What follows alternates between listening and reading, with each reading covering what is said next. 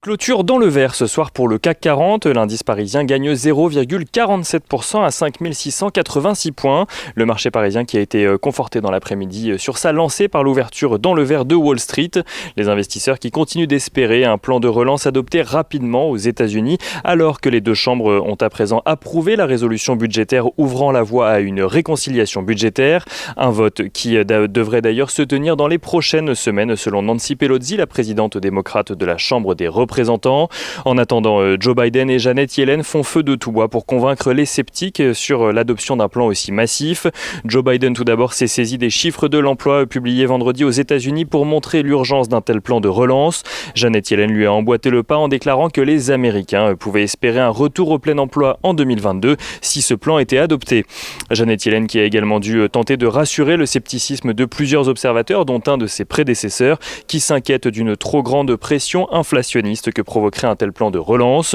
Un argument rejeté par Janet Yellen qui estime qu'actuellement l'enjeu le plus important se situe au niveau de l'aide aux chômeurs et aux petites entreprises. Il n'en reste pas moins que la perspective d'un tel plan de relance fait grimper les rendements obligataires aux États-Unis. Le taux à 10 ans américain se situe aux alentours de 1,17% ce soir, tandis que le taux à 30 ans se rapproche, lui, des 2%. Au-delà du plan de relance aux États-Unis, on note aujourd'hui que la production industrielle stagne au mois de décembre en Allemagne, en lien direct avec les mesures de restriction. Après avoir progressé de 1,5% au mois de novembre, celle-ci se stabilise donc pour le moment, alors que les économistes attendaient tout de même une légère hausse de 0,3%. En Italie, à présent, Mario Draghi a obtenu le soutien des principaux partis italiens après avoir accepté de former un gouvernement à la demande du président de la République. Si les discussions doivent se poursuivre, le marché italien et notamment les banques accueillent favorablement la nouvelle et voient en Mario Draghi l'espoir d'une nouvelle coalition forte. Et on note rapidement que le Bitcoin affiche de son côté un plus haut aujourd'hui, dépassant les 43 500 $, alors que Tesla a annoncé avoir prévu d'accepter très bientôt les paiements en Bitcoin, tout en ayant investi 1,5 milliard de dollars dans la crypto-monnaie. Du côté des valeurs à suivre à présent ce soir à la Bourse de Paris, les rapprochements sont à la une, avec tout d'abord du nouveau dans le feuilleton Veolia-Suez. Veolia qui a annoncé hier une OPA sur l'intégralité des actions de Suez pour un montant total de 11,3 milliards d'euros. Une opération considérée comme agressive et déloyale par Suez qui a rétorqué à Veolia que la justice lui ordonnait de ne pas lancer d'OPA tant que celle-ci ne serait pas auparavant approuvée par le conseil d'administration de Suez.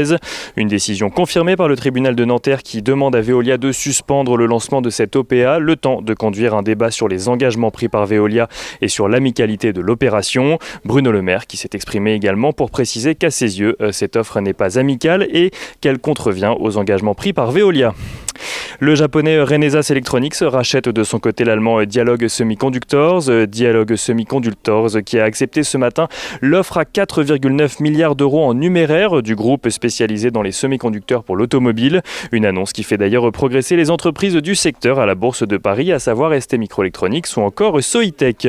Et Electra s'offre de son côté son concurrent américain Gerber Technology pour 300 millions d'euros. Une opération qui permet à Electra d'atteindre une taille d'envergure dans la production de logiciels et d'équipements de découpe pour le secteur de la mode, de l'ameublement ou encore de l'automobile. Et on finit avec l'agenda de la journée de demain. Demain, les investisseurs prendront connaissance des résultats annuels de Total, première des 10 valeurs du CAC 40 à présenter ses résultats cette semaine.